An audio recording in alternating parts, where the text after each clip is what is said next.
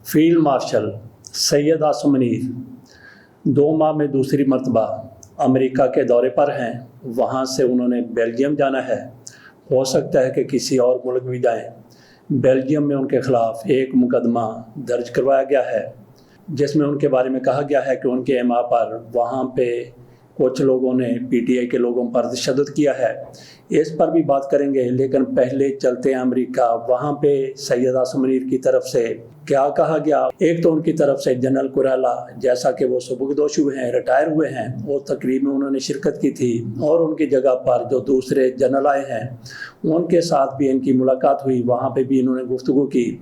इसी तरह से एक पाकिस्तानियों की तरफ से इनके ऑनर में एक डिनर दिया गया था, उसमें भी इन्होंने गुफ्तगू की। वहाँ पे ये है कि किसी को मोबाइल फ़ोन ले जाने की इजाज़त नहीं थी। इसका मतलब यह है कि वहाँ पे इनकी तरफ से पाकिस्तानियों के साथ दिल की बातें की जानी थी। दिल खोलकर वहाँ पे इन्होंने बात करनी थी और उनकी बातें भी सुननी थी। वहाँ पे इनकी तरफ से जो कुछ कहा गया, इंडिया के अखबारात ने, इंडिया के जरायद ने, बल्कि इंडिया के टीवीज़ ने उसको कवर किया है। द हिंदू ने स्टोरी तफसील के साथ बयान की है। उन्होंने ये ली है इंडिया ही के एक इदारे प्रिंट से।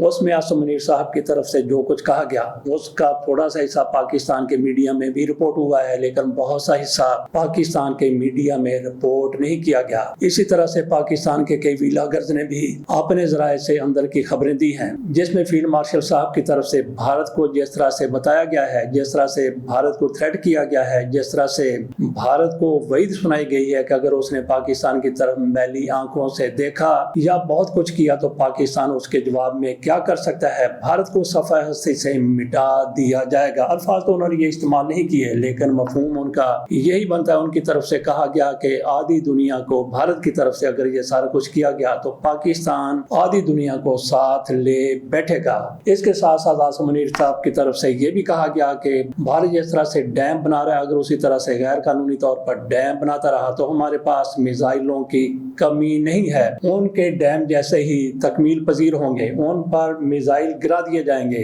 ये फील्ड मार्शल साहब की तरफ से पहली मर्तबा नहीं कहा गया। इससे पहले पाकिस्तान के वजीर दिफा ख्वाजा आसिफ भी ऐसा कह चुके हैं और इसके अलावा दीगर वज़रा भी ऐसी धमकियां भारत को देते रहे हैं। इसके साथ साथ आसिम मुनीर साहब की तरफ से ये भी कहा गया, जैसा कि उन्होंने कहा कि भारत की तरफ से अगर कुछ किया गया तो पाकिस्तान आधी दुनिया को साथ ले बैठेगा। ये आपके सामने रखते हैं कि इंडिया ने इसको किस तरह से कवरेज दी है, इंडिया ने किस तरह से इसको बताया है। और इसके साथ साथ उनकी तरफ से फील्ड मार्शल साहब की तरफ से ये भी कहा गया कि भारत को देख लीजिए कि वो एक मर्सिडीज है और पाकिस्तान एक डंपर है, जैसा कि एक बजरी से भरा हुआ ट्रक होता है। वो कहते हैं आपस में टकराएंगे तो बताइए किसका ज्यादा नुकसान होगा। मर्सिडीज बहुत ज्यादा महंगी है और डंपर का इतना ज्यादा नुकसान नहीं होगा।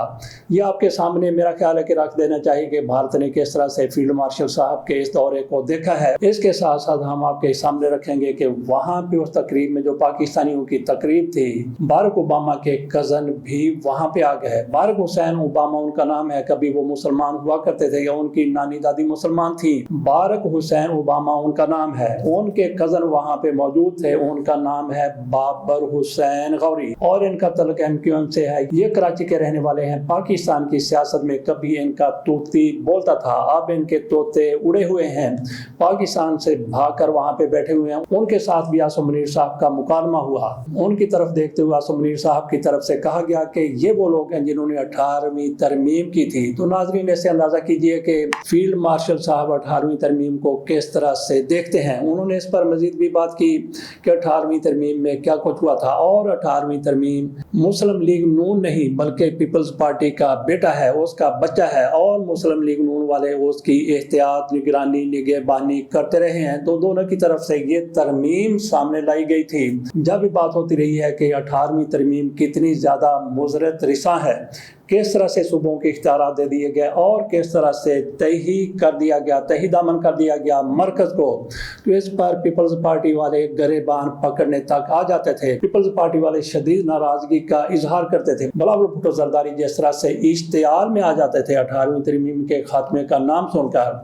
मुस्लिम लीग नून वाले भी बहरहाल इस तरमीम के हामी हैं, लेकिन अब इनके लिए जिस तरह से फील्ड मार्शल साहब ने इस हवाले से बात की है, इनके लिए एक दो राह आ गया है। تو دیکھتے ہیں کہ مسلم لیگ نون اور پیپلز پارٹی والے بکری بنتے ہیں یا پھر لومڑی بنتے ہیں۔ یہاں پہ ہم نے یہ نہیں کہا کہ بکری بنتے ہیں یا پھر شیر بنتے ہیں، شیر بننے کا سوال ہی پیدا نہیں ہوتا کہ یہ فیلڈ مارشل صاحب کے سامنے کھڑے ہو جائیں، بات کر جائیں۔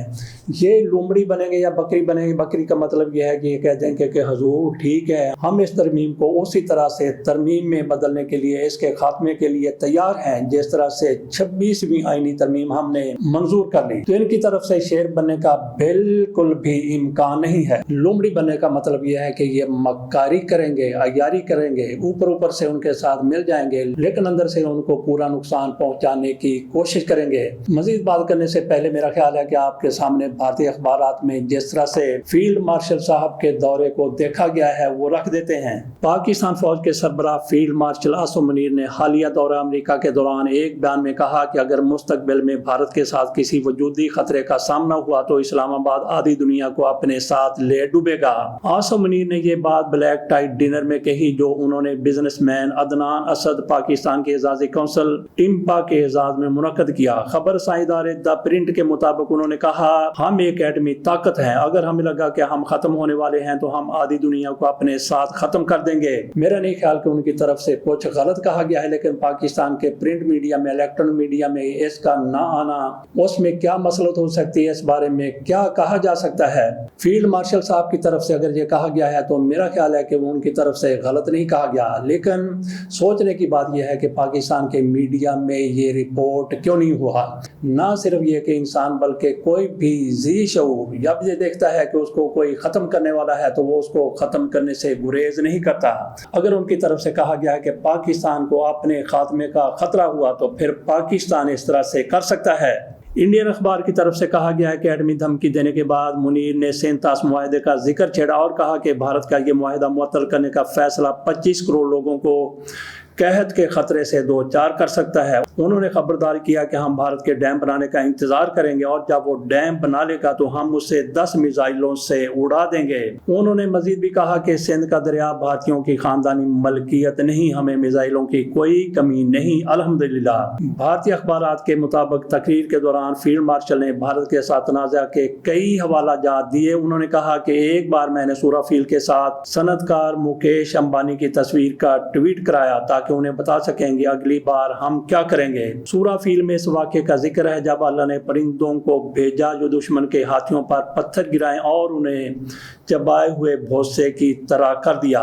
فیلڈ مارشل صاحب نے کہا کہ ہم بھارت کے مشرق سے شروع کریں گے جہاں ان کے سب سے قیمتی وسائل ہیں اور پھر مغرب کی طرف بڑھیں گے۔ ایک مثال دیتے ہوئے انہوں نے کہا کہ بھارت ایک چمکتی ہوئی مرسڈیز ہے جو ہائی وے پر فراری کی طرح دوڑ رہی ہے اور ہم بجری سے بھرا ہوا ایک ڈمپ ٹرک ہیں، اگر ٹرک کار سے ٹکرا گیا تو نقصان کس کا ہوگا۔ انہوں نے بھارت اور امریکہ کے مابین حالیہ تجارتی کشیدگی، ٹرمپ ٹیرف تنازع کا حوالہ دیتے ہوئے مذاق میں کہا کہ پاکستان کو حریف طاقتوں کے درمیان توازن پیدا کرنے پر ماسٹر کلاس شروع کرنی چاہیے۔ انہوں نے مزید کہا کہ ہماری کامیابی کی اصل وجہ یہ ہے کہ ہم کنجوس نہیں، جو اچھا کام کرتا ہے ہم اس کی تعریف اور قدر کرتے ہیں، اسی لیے ہم نے صدر ڈونلڈ ٹرمپ کو نوبل انعام کے لیے نامزد کیا ہے۔ فیلڈ مارشل عاصم منیر ٹیمپا میں امریکی سینٹرل کمان کے سبکدوش ہونے والے کمانڈر جنرل مائیکل ای کرلا کی ریٹائرمنٹ تقریب اور نئے کمانڈر ایڈمرل بریڈ کوپر کی چارج سنبھالنے کی تقریب میں شرکت کے لیے آئے تھے۔ یہ فیلڈ مارشل کا آپریشن سندور کے دوران بھارت کے ساتھ شدید لڑائی کے بعد واشنگٹن کا دوسرا دورہ تھا۔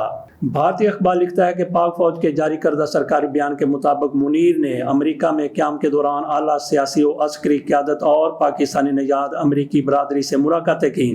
انہوں نے chairman joint chiefs of staff general Dan Caine سے بھی ملاقات کی اور باہمی پیشہ ورانہ دلچسپی کے امور پر بات چیت کی۔ ساتھ ہی انہوں نے پاکستان کے دورے کی دعوت دی۔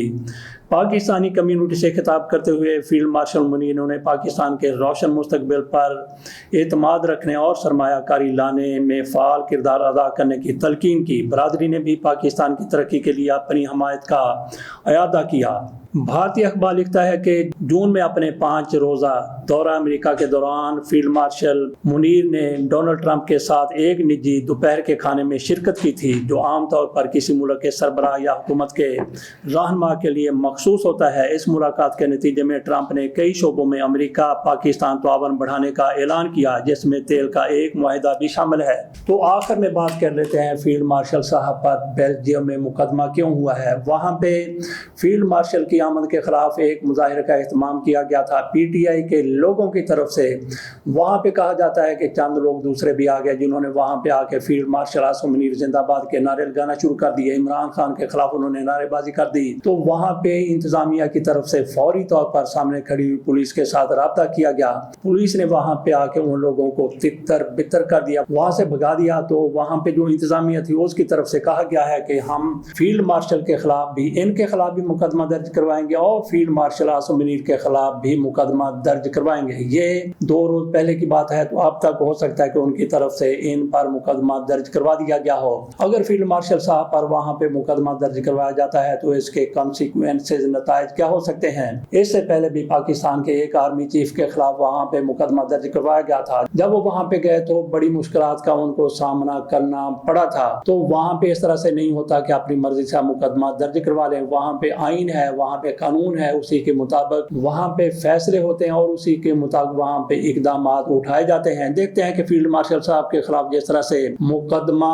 درج کروایا گیا ہے اس کا کیا بنتا ہے۔ بنتا کیا ہے، میرا نہیں خیال کہ وہاں پہ کچھ بھی فیلڈ مارشل صاحب کے خلاف سامنے آئے گا۔ اس کو سردار صاحب جھوٹا مقدمہ بھی کہہ سکتے ہیں، کیونکہ فیلڈ مارشل نہ تو وہاں پہ موجود تھے، نہ ان کی طرف سے کسی کو ہدایت دی گئی۔ اگر کہیں پہ ہدایت دی بھی گئی ہے تو کیا ان کے پاس کوئی ثبوت ہے؟ کوئی ثبوت نہیں ہے۔ اس لیے فیلڈ مارشل صاحب کو میرا نہیں خیال کہ وہاں پہ کسی قسم کا بھی کوئی نقصان ہوگا۔ اس کے ساتھ اجازت دیجیے، اللہ حافظ۔